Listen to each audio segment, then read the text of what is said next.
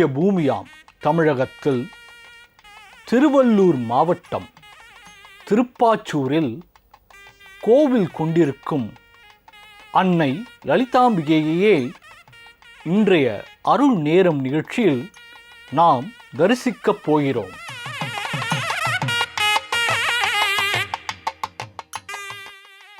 நம் தமிழகத்தை பொறுத்தவரை சக்தி வழிபாடு என்பது மிக தொன்மையானது.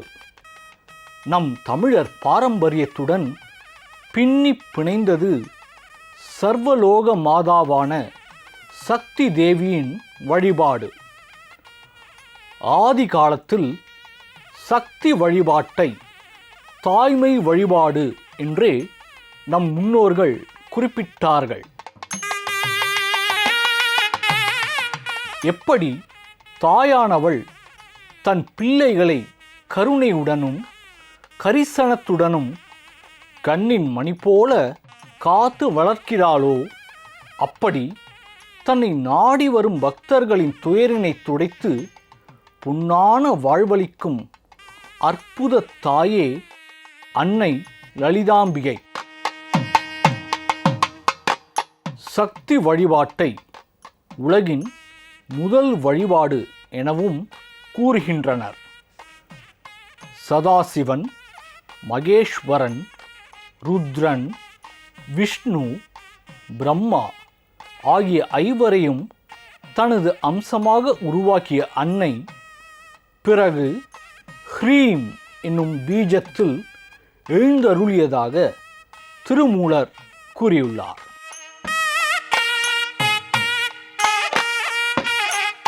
அன்னையை வணங்கி நாம் தொடங்கும் செயல்கள் யாவும் வெற்றியே பெறும். அவள் அருளை பெற்றவர்களுக்கு எந்த செயலிலும் எந்தவித இடர்பாடும் இடையூறும் எக்காலத்திலும் வராது. லோக மாதாவான அன்னை லலிதாம்பிகையை அணுதினமும் தூய மனதுடனும் திடமான நம்பிக்கையுடனும் மனதார வழிபட்டு வந்தாலே போதும். குடும்பத்தில் தடைப்பட்டிருந்த மங்கள காரியங்களை எல்லாம் நடத்தி தந்தருள்வாள். தீராத கடன் தொல்லையில் இருந்து நம்மை மீளச் செய்வாள். கணவன் மனைவி இடையே ஒற்றுமையையும் அன்பையும் அந்யோன்யத்தையும் பலப்படுத்தி சுகமான நல்வாழ்வை தந்தருள்வாள் லலிதாம்பிகை. உலகின் எல்லா பெண் தெய்வங்களும் சக்தி என்றே அழைக்கப்படுகின்றனர். சக்தி இல்லையே சிவம் இல்லை என்று நம் இதிகாச புராணங்கள் கூறுகின்றன. சிவத்துக்கே சக்தியாக திகழ்பவள் பராசக்தி. உலகின் எல்லா ஆற்றலுக்கும் காரணகர்த்தாவாகவும் கிரியா ஊக்கியாகவும் இருந்து செயல்பட செய்யும் சக்தி பெண் தெய்வங்களுக்கு உண்டு. ஒவ்வொரு ஆண் மகனின் வெற்றிக்கு பின்னாலும் பெண்ணே இருக்கிறாள். எந்த ஒரு வீட்டில் பெண்கள் ஆராதிக்கப்படுகிறார்களோ அந்த வீடு தரித்திரங்கள் நீங்கி சுபிட்சம் பெறுகிறது. அங்கே அம்பாள் நித்திய வாசம் செய்கிறாள் என்று நம் சாஸ்திரங்கள் கூறுகின்றன. அதுபோல எந்த வீட்டில் பெண்ணானவள் கலங்குகிறாளோ அங்கே குடிக்கொள்ள சக்தியான அம்பிகை விரும்புவதில்லை என்பது நம் புராதன நம்பிக்கை. நம் பாரத தேசத்தில் சிவபெருமானை பிரதான தெய்வமாக கொண்டு வழிபடுபவர்களை சைவர்கள் எனவும், விஷ்ணு பகவானை வழிபடுபவர்களை வைணவர்கள் எனவும் கூறுகிறோம் அல்லவா? அதுபோல சக்தி வழிபாட்டை சாக்த வழிபாடு என குறிப்பிடுகிறோம். இந்த சாக்த வழிபாடு என்பது மிக மிக வலிமையானதாகும். கேட்கும் வரங்களை வாரி வழங்கும் ஆற்றல் இந்த சாக்த வழிபாட்டுக்கு உண்டு. அம்பிகையரில் ஸ்ரீ லலிதாம்பிகை தனித்துவம் மிக்கவள். பெண்களிடம் அதிக அன்பும் கரிசனமும் கொண்டவள் அன்னை லலிதாம்பிகை. பெண்கள் சிறிது மனம் கோணினாலும் லலிதாம்பிகைக்கு அறவே பிடிக்காது. அதனால்தான் எந்த தேவியருக்கும் இல்லாத தனி சிறப்பாக அன்னை அவள் பெயரிலேயே லலிதா சஹஸ்ர நாமம் என்னும் பொக்கிஷம் நமக்கு அருளப்பட்டுள்ளது.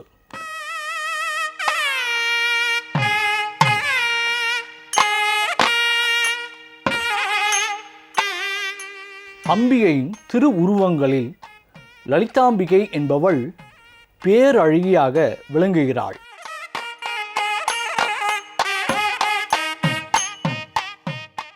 அவள் 1000 கோடி சூரிய பிரகாசத்தை கொண்ட கண்களை கொண்டு இவ்வுலகை பார்க்கிறாள் என ஒரு ஸ்லோகம் கூறுகிறது. லலிதாம்பிகையை எவர் ஒருவர் கெட்டியாக பிடித்து கொண்டு அவளின் திருவடிகளை சரணடைந்து வணங்குகிறார்களோ அவர்களின் அனைத்து குறைகளையும் களைந்தெடுத்து சகல சௌபாக்கியங்களையும் வழங்கி காப்பாள் என்கிறார்கள் ஆச்சாரியர்கள்.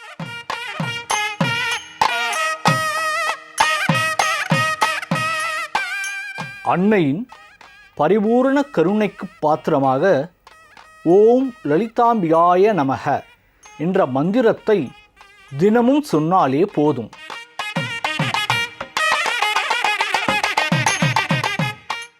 இந்த ஒற்றை வரி மந்திரத்தை தினமும் குறைந்தது 108 முறை சொல்லி வீட்டில் விளக்கேற்றினால் வாழ்வில் சகல சௌபாக்கியங்களும் கிடைக்கும் என்கிறார்கள் ஆச்சாரிய பெருமக்கள்.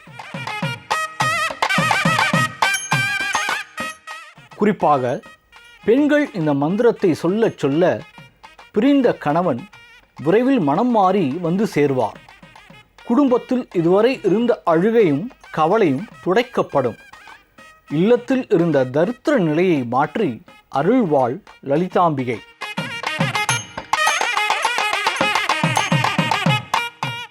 லலிதா என்றால் விளையாடுபவள் என்று பொருள். சிவபெருமானோடு பிரிக்க முடியாத ஆதி பரம்பொருள் இந்த லலிதா மகா திரிபுர சுந்தரி ஆவாள். ஆதியும் அந்தமுமான சிவபெருமானும் சக்தியும் ஒன்றிணைந்த வடிவமே லலிதாம்பிகை. இவளுக்கு மேலானதொரு தெய்வம் இல்லை என்கிறது நம் சாஸ்திரங்கள்.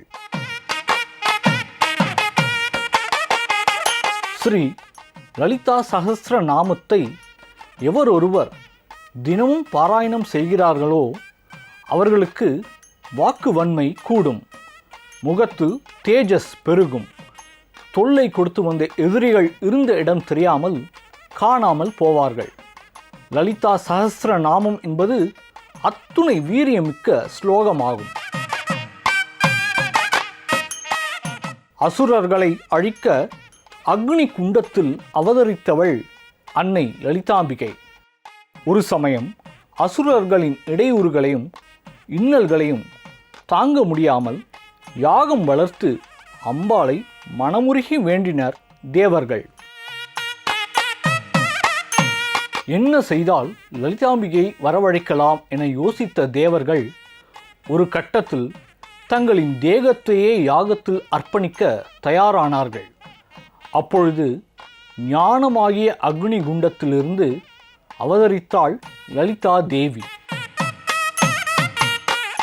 4 கைகளில் பாசம், அங்குசம், கரும்பு வில், மலர்கணைகள் ஆகியவற்றை ஏந்தி நல்லோருக்கு நன்னம்பிக்கை அளிக்கும் விதமாக தோன்றினாள் அன்னை லலிதாம்பிகை.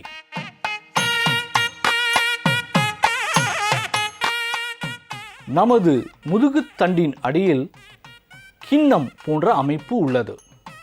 இதுதான் மூலாதாரம் என்று கூறப்படுகிறது. நாம் மனதை ஒருநிலைப்படுத்தி சஹஸ்ர நாமம் சொல்லும் பொழுது நாபிக்கடியில் இருக்கும் சக்தியை மந்திரத்தின் அழுத்தம் சீண்டி விடுகிறது. அந்த சக்தியானது மேலே எழும்பி சுவாதிஷ்டானம், மணிப்பூரகம், அநாகதம், விசுத்தி, ஆக்ஞை, பிறகு சகஸ்ராரம் என்கிற கடைசி நிலையை வந்தடைகிறது.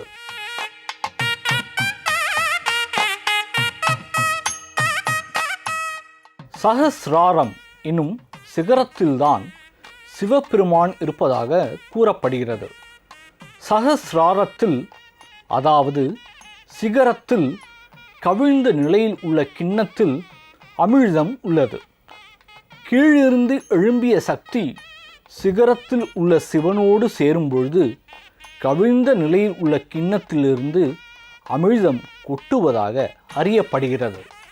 அப்பொழுது அவள் சிவசக்தி ஸ்வரூபிணியாகவே நமக்கு காட்சி கொடுப்பாள் என்று கூறப்படுகிறது.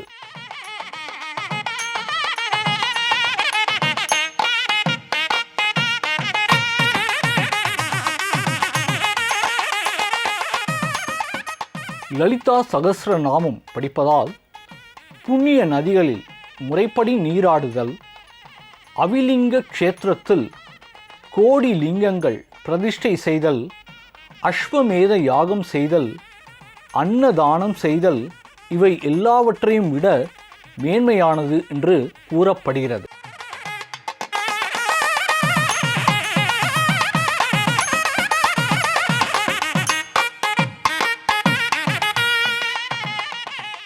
நாமும் அன்னை லலிதாம்பிகையை வழிபட்டு தினந்தோறும் லலிதா சகஸ்ர நாமத்தை பாராயணம் செய்து அன்னை அவளின் பரிபூரண அருளுக்கு பாத்திரமாவோம்.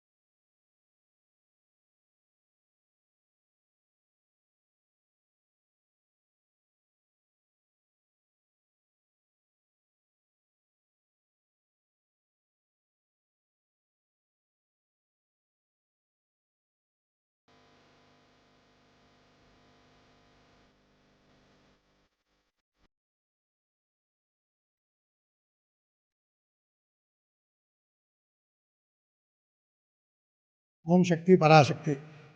இந்த உலகத்தையெல்லாம் காக்கின்ற ஆதிபராசக்தி அபிராமி பட்டர் மூலமாக இந்த உலகத்திற்கு நமக்கு அபிராமி அந்தாதி கொடுத்தார். ராமகிருஷ்ண பரமஹம்சர் மூலமாக காலியின் அவதாரத்து மூலமாக பெரிய விவேகானந்தரை நமது நாட்டிற்கு அறிமுகப்படுத்தினார். பரமஹம்ச பூஜ்யமாக இருக்கக்கூடிய ஆதிபராசக்தி ரமணராகவும் காஞ்சியில் மகாபெரியவராகவும் இப்படி இந்த உலகத்தை காக்கின்ற பொருள் தனக்கு வேண்டிய ஒரு மனித ஜீவனாக இருக்கக்கூடிய மனித பிறவி எடுத்திருக்கக்கூடிய அந்த மனிதன் மூலமாக பேசுவதை தான் நாம் சத்தியம் என்கிறோம். இந்த சத்தியம் எங்கேருந்து வருகிறது என்றால் மனிதர்கள் உண்மை நிலையிலிருந்து வருகிறது. இந்த உலகம் எதை விரும்புகிறது என்றால் சத்தியத்தை விரும்புகிறது. சத்தியம் யார் என்றால் தூய்மை. தூய்மை என்றால் தூய்மையான மனசு. இது எங்கே இருக்கோ அந்த இடத்துல அம்பாள் இருக்கார்.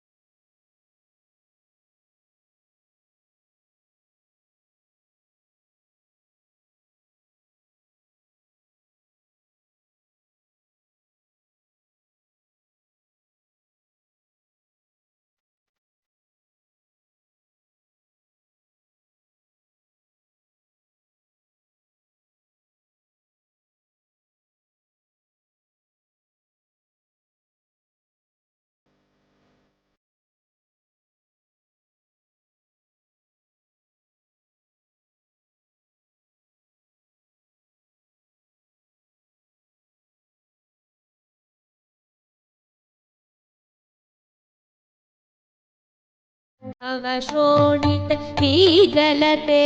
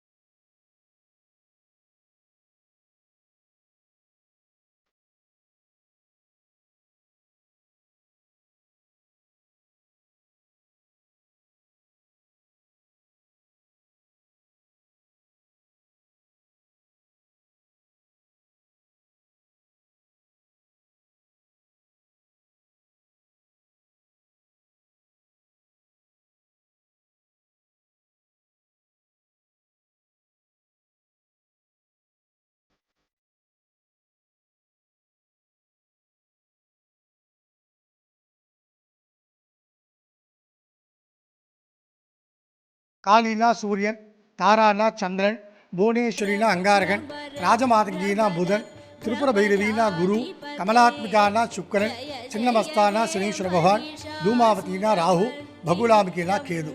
இப்படி நவகிரகங்கள் தான் இந்த உலகத்தை ஆளுகிறது.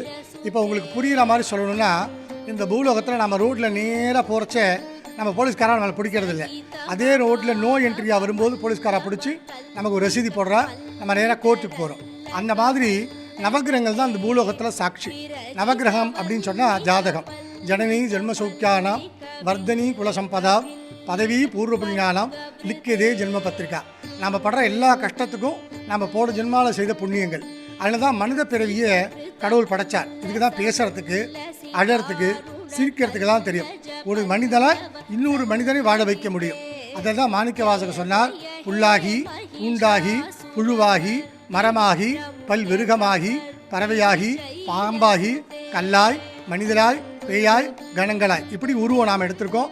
ஒரு மனித பிறவி எடுக்கிறதுக்கு 40 கோடி வருஷம் ஆகும்.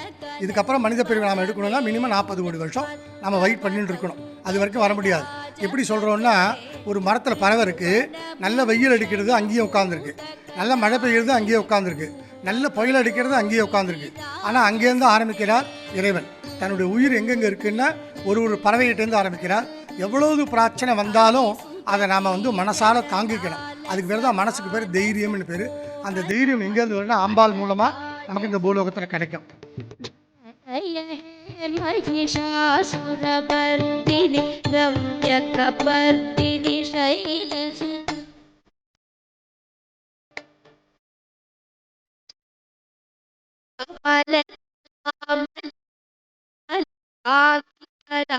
கலிதாம